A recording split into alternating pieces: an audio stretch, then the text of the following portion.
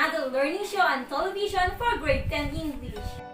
This is your learning show in English where you're able to taught the essentials and standards in writing to develop your skills in written discourse. We commence our third quarter with this exciting learning episode where you shall be learning how to write an argumentative essay. I am Teacher Cherry from Abaryongan National High School, your tender learning buddy for this episode. Are you ready? Let's start!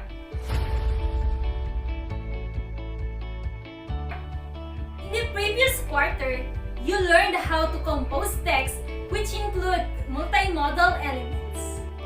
You were taught how to use the different elements in writing to come up with excellent text. I know that you have been exposed to different writing activities. But the question is, have you ever written an argumentative essay? Do you know how to write one? I'm sure you have varying answers. As K-12 learners, you are envisioned to become communicatively competent. This means that you should be able to express your thoughts effectively in meaningful communicative situations such as writing and speaking.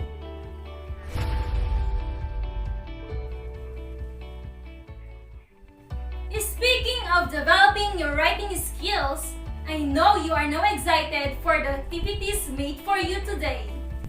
Dear learners, at the end of our show, you will be able to compose an argumentative essay following the essentials and standards. Are you fond of playing games? I'm sure you are. So to keep you motivated and engaged, I will let you play the game, which I know is very familiar to you. This game is entitled 4 Picks, 1 Word. I will show you 4 pictures, then you are to come up with a word that tells what the 4 pictures convey. You will be given 15 seconds to answer each set of pictures. The first and the last letter of the word will be given as hints. Is that clear? I know you are now excited. Get your activity notebook and your pen now as we start. Alright, let the game begin.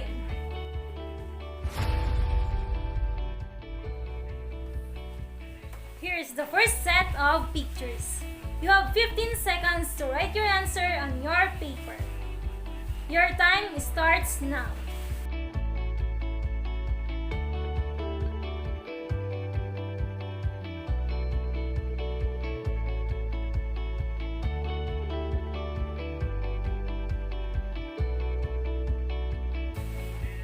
What is your answer? Did you answer research? That's correct! Great job, learners! Second set of pictures. Your time starts now.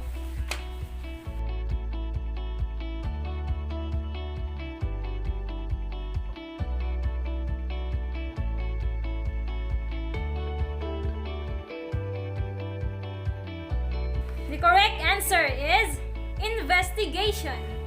You are doing great, learners. Keep on. Third set of pictures. Your time starts now.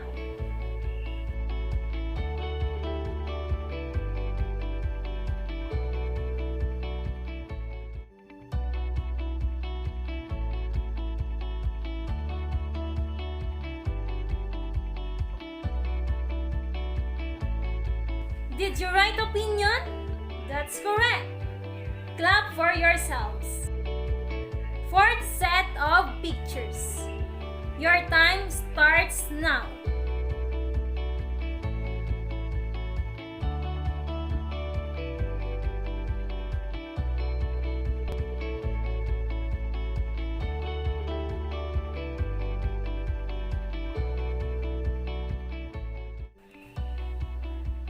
Is your answer evidence? That's the correct one. Excellent! And the last set of pictures. Your time starts now.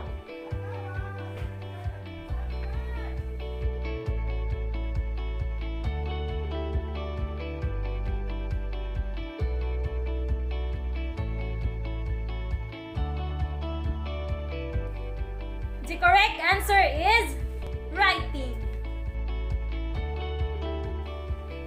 Did you all get the correct answers? Wow! I know you all did well in our game. Congratulations, dear learners!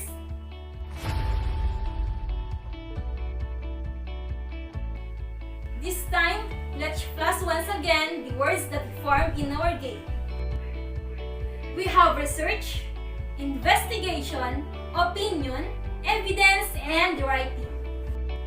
Now, using these words, I want you to write on your paper the definition of an argumentative essay. I will give you 30 seconds to do this. Is that clear? Okay, your time starts now.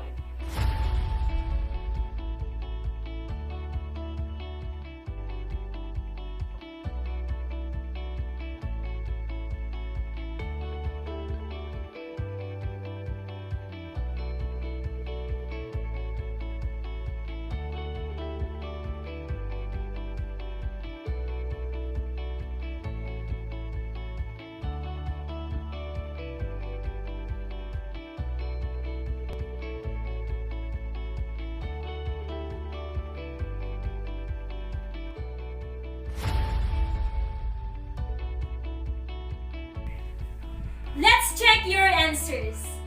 We say that argumentative writing is a genre of writing that requires students to investigate or research on a topic, collect, generate, and evaluate evidence, and establish a position or opinion on the topic in a concise manner.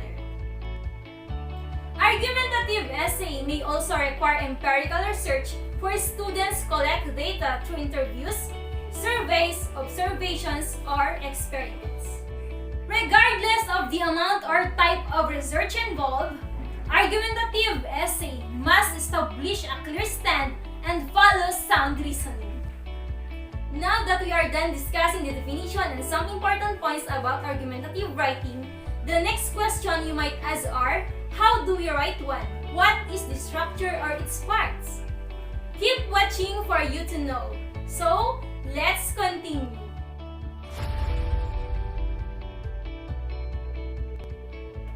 Meantime, let's focus our attention on the three phases or stages involved in writing.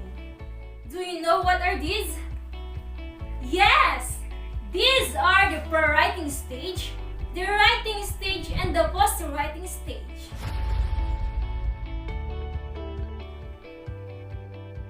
It is important to see writing an essay as a process. If you decided to build yourself a house, you probably would not begin by going to the lumber yard and loading your truck full of lumber, bricks, and nails. There is a lot of work to do before you get to this point, including the drawing up of plans for what you want to build and determining of the building supplies that you will need. In a way, the same general idea applies to writing essays. We use the term pre-writing to refer to the work you do on your essay before you actually begin writing a draft of it. So, what are the activities involved in the pre-writing stage? You may do any of these activities before writing, whichever is the best for you as long as it would help you well during the writing stage. First is thinking. It may seem odd to list thinking as a part of the writing process, but this usually is the first step. The first step simply is to think about your subject, what you know, what you have read or heard about the topic. Second is questioning. Asking questions can be an important early step in the writing process. List all the questions that you have in mind about the topic. In this way, you are guided about what you need to know. Third is free writing. Free writing, a writing strategy developed by Peter Albo in 1973, is similar to brainstorming but is written in sentence and paragraph from without stopping. Simply scribble your thoughts without minding about the structure of your sentence, the grammar, and even the mechanics. Fourth is listing. Some people find it difficult to allow their words just to flow out on a page with a free writing activity. Listing is a different technique that can also lead to many ideas that could become good material for an essay. Listing, as the name indicates, simply involves making a list. List all the words or phrases which you know are related to the topic you write about. Fifth is clustering. Clustering is another pre-writing technique that allows the writer to generate ideas and also suggest ways in which the different ideas might be logically related, which can help the writer get a sense of how the essay could eventually be organized. And the last is outlining. Outlining is related to both listing and clustering. Sometimes, especially for long papers, outlines can be quite detailed, but even a short outline can be helpful in giving the writer ideas and the sense of organization for an essay. Most likely, no writer will use all of these pre-writing activities, but using at least few of these techniques can make it much easier to begin writing an essay. People who sit down to a blank screen and cannot understand why an essay is not just flowing onto the page probably have left out sometimes important steps in the writing process. The second phase or stage of any writing activity is the writing stage, where doing any one or two pre-writing activities, it's time to write your essay.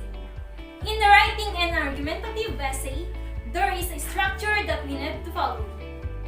In the following structure, we will discuss the most common way of writing an essay, including its parts. Just like in any piece of writing, we have also considered the standards of an effective essay. Are you ready for a step-by-step tutorial? Let's get started. Let's focus first our attention on the parts of an essay. Generally, an essay has three main parts: the introduction, the body, and the conclusion. So in writing an argumentative essay, we also follow the three parts. How do we do this? That's what I'm going to teach you step by step. First is the introductory paragraph. The first paragraph of your essay should outline the topic, provide the background information necessary to understand your argument, outline the evidence you will present, and state your thesis. Try answering these questions in your introductory paragraph. Why is this issue important? What are the root causes of this problem? Who or what is affected? Are there any solutions available? What can or should be done about it? For example, if the topic is gender inequality in the workplace, you can share statistics from research, exemplifies the difference in incomes of the average man and woman who perform the same role. Now, another important component of the introductory paragraph is the thesis statement. What is a thesis statement? A thesis statement, a concise, one-sentence summary of your main point and claim. In short, this is your stand or main argument, which will be supported by evidence in succeeding paragraphs. I hope that's clear to you. Now, we proceed to the next part. Second is the body paragraphs. A typical argumentative essay comprises 3 or more paragraphs that explain the reasons why you support your thesis or your stand on the issue. Each body paragraph should cover a different idea or piece of evidence and contain a topic sentence that clearly and concisely explains why the reader should agree with your position. Body paragraphs are where you back up your claims with examples, research, statistics, studies, and text citations. Address opposing points of view and disprove them or explain why you are disagreeing with them. Presenting facts and considering a topic from every angle adds credibility and will help you gain a reader's trust. To make it clearer to you, considering you have 3 paragraphs for your body. In this case, you have 3 concise, clear statements that support your thesis or stand.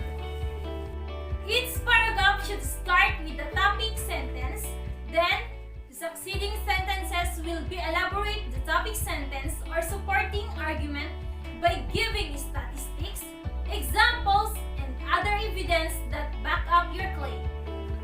And the third and the last part is conclusion. The conclusion contains 1 paragraph that restates your thesis and summarizes all of the arguments made in your body paragraphs. Rather than introducing new facts or more arguments, a good conclusion will appeal to a reader's emotions. In some cases, writers will use a personal anecdote explaining how the topic personally affects them.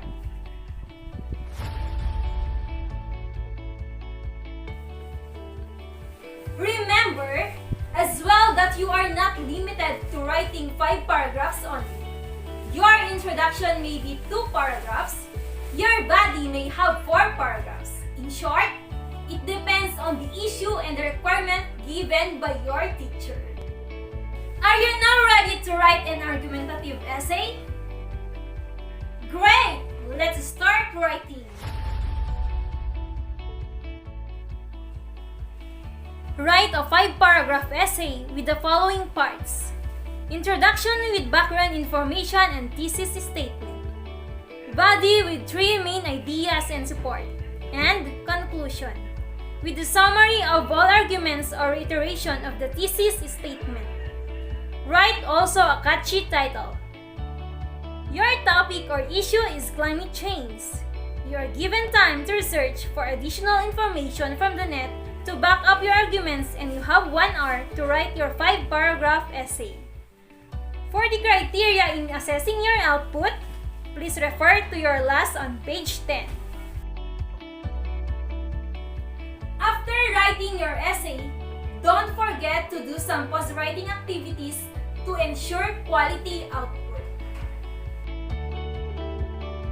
Reread your story. Make sure sentences make sense. Add phrases to make the story flow smoothly. Cohesion markers, pronouns, and conjunctions. Eliminate fluff or unnecessary or redundant details. Proofread for spelling, vocabulary, and grammar. Check structure and format. Share with audience. And please accomplish the checklist in your last on page 11. To further enhance your understanding on our topic, please read and accomplish the other activities on your activity sheets. Happy writing! If you have questions, please feel free to ask your teacher via text, call, or chat.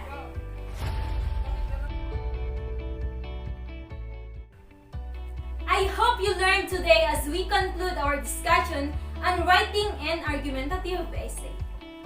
Congratulations! You have come this far. Keep on learning. Next week, you will again embark on another learning episode.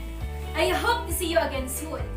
I am your teacher, Cherry, bidding goodbye for now, but joining you on your journey to becoming the next renowned writers. Learners of today, writers of the future. Always remember to observe the health protocols for your safety. Wear a face mask and face shield, observe social distancing, and always wash your hands. Thank you very much and enjoy the rest of the day with your family.